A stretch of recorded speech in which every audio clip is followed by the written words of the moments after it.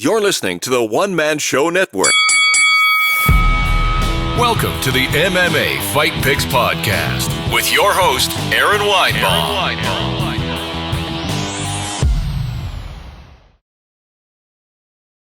Hey kids, welcome to the MMA Fight Picks Podcast. I am your host, Aaron Weinbaum. It looks like I got a bunch of listeners, which is great because I just started this live stream. It didn't go to Periscope. I tried to send it to a bunch of different places, but Periscope's the only place that matters. It was not my intention to miss the podcast last week, but it just happened. I just couldn't get to it. It had nothing to do with coronavirus. I was on the road, and then I got home. My internet didn't work, and without my internet, I can't use my phone as a hotspot. Enough of that. I'm home. You know, it's not the best of circumstances. There's not MMA on TV, I guess, and or other sports, but I'm here. I wanted to be here for you guys as a familiar voice. Of course, this is just Periscope only right now. The audio version will come out on Wednesday morning, I guess. But please feel free to chime in. We're going to do things a little differently, I guess. There are no fights to pick as of now. So I'll just be going over a few things, a few main events. But please, I would love your comments as well. Let's get to this. First, a few weeks back, not only did I guess the Kevin Lee Oliveira outcome, I did it freakishly well. I don't wish a guy to miss weight like Kevin Lee did, but I did say he was going to miss weight. I did say he was going to lose to Oliveira. So it is what it is. That happened to be how it turned out. I don't wish ill of the kid. I don't make a lot of jokes on the Iaquinta Realty account and whatnot. He seems like a talented guy. His head just doesn't seem screwed on right. He's got a different kind of perception of reality. Nothing's ever his fault. He never loses a round. The whole tap thing, he was probably half out and doesn't remember tapping. I'm going to give him at least the benefit of the doubt on that. But it is what it is. And he had all this hype, and now he could be on a bit of a downturn. But we shall see.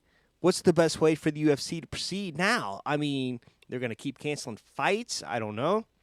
Are they going to fight in empty arenas? They said that's going to happen possibly for Khabib and Tony Ferguson. We'll see.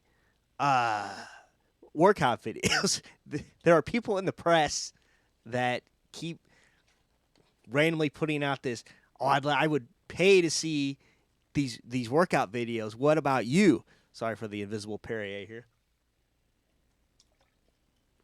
I'm serious. I've seen a ton of this. They would pay to watch workout videos. Now, I enjoy watching these workout videos. Now, would I actually shell money out to watch Tony Ferguson work out with a box? Probably not. At least not $49. Probably not $5. I'm sorry. Oh, see, Mace-Lev, it's not going to get postponed. Dana White tonight, he swears there's a location picked, and it's still going to happen. So I don't know. I thank you for the first comment, though. I did get a comment this evening. I got two. The Khabib fight will get postponed. I'm telling you, I only know what I know, and you know what? We can get to that right now. I can start getting to the news, and we'll see. It says here, according to MNAnews.com, Dana White says a location is set for UFC 249. So I can only assume, since this was just reported, it's still going to take place on April the 18th, which, by the way, stinks because I was all but booked to go to Brooklyn, New York to see this fight. I don't know what kind of seats I was going to get. I was going to take my chances in hotel rooms. Maybe Al Iaquinta was going to come trash one with me. I don't know. But she's been watching the old notorious fights on ESPN Plus. Yes, thank you for ESPN Plus. You know, there's been some stuff to watch. But Dana White, according to MMAnews.com and many other news sources, Khabib and Tony Ferguson will take place. Location unknown. He will send location, which is ironic. Of course, it will be no crowd. Listen, I don't know if that's going to be the only fight. I don't know. There's not much being said about the undercard and whatnot, but I certainly hope there is an undercard. And if this is the way it's going to be, maybe this is how the UFC goes forward. Maybe it doesn't have all the fight nights it's been having.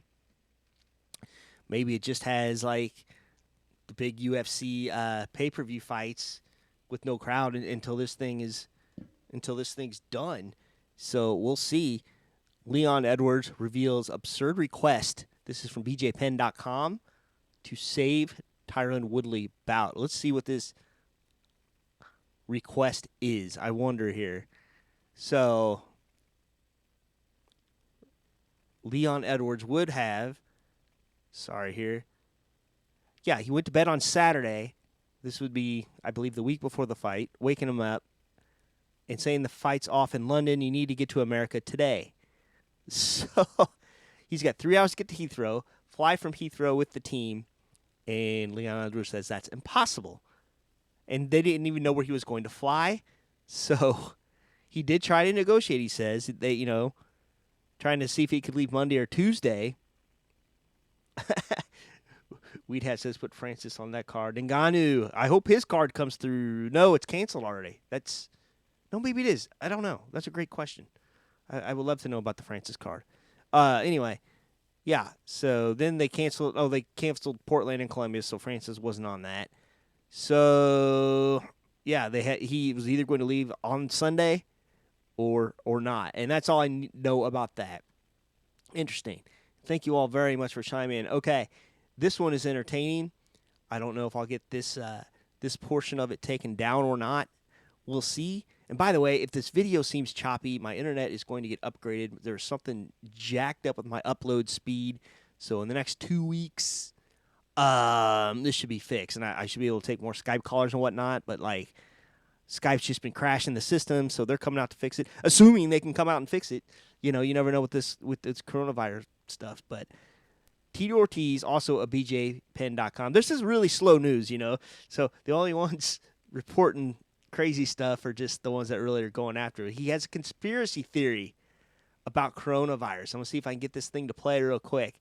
The sound should go to you magically. All right, are you ready? Thank you, bjpenn.com. So, yeah, the week before, mind you, he called this virus a hype. So, here we go. Do I think the coronavirus is real? 100% I think it's real. It's man-made. Yep, man-made virus that is taking out all the old people.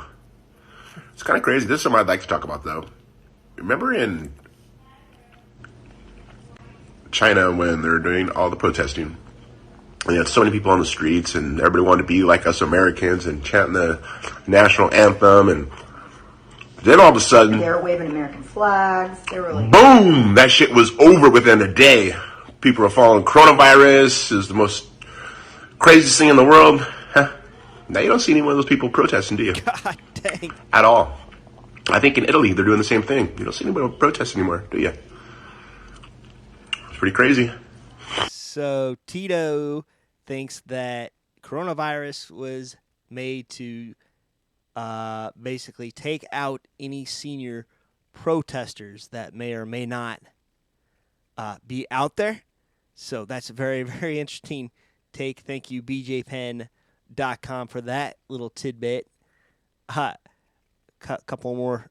One more thing, and I'll sign off of here, but I did just want to give you all an update here. Pound for pound best, Henry Cejudo warns Khabib and John Jones he's on his way to the top spot, the pound per pound top spot.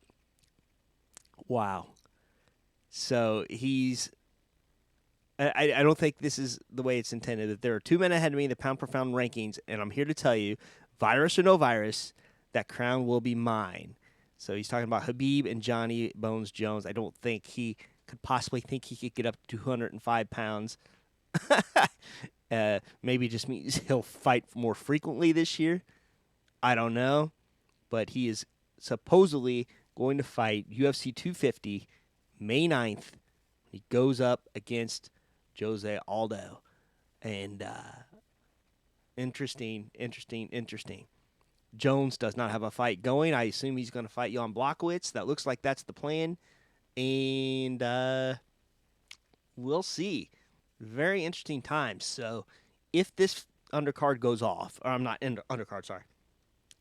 If this pay-per-view goes off, Khabib does fight Tony in parts unknown or wherever that may be, then this will set the template for everything else to come, and hopefully we'll see some fights be made. I of course don't want to see anyone in danger. I do want to see fights, but why do you got to have them in arenas? Why can't you have them in gyms like like the tough gym or somewhere very, very small places? But the fact that if they really are going to continue to go to these giant empty arenas, which I don't think they will, it doesn't make sense. You just need room for like an octagon, some lights, some cameras, obviously a locker room. You have no crowd. So why have it in these giant places? I'm sure somebody thought about that. We'll see. But until now, I'm sure by the time this podcast comes out, location will be known. But you live viewers, you got to say hi first.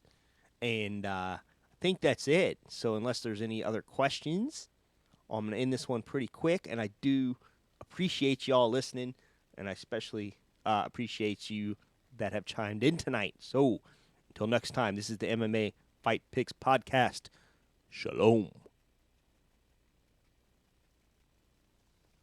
Please remember to support the podcast by visiting the affiliate links on AaronSaysWhat.com.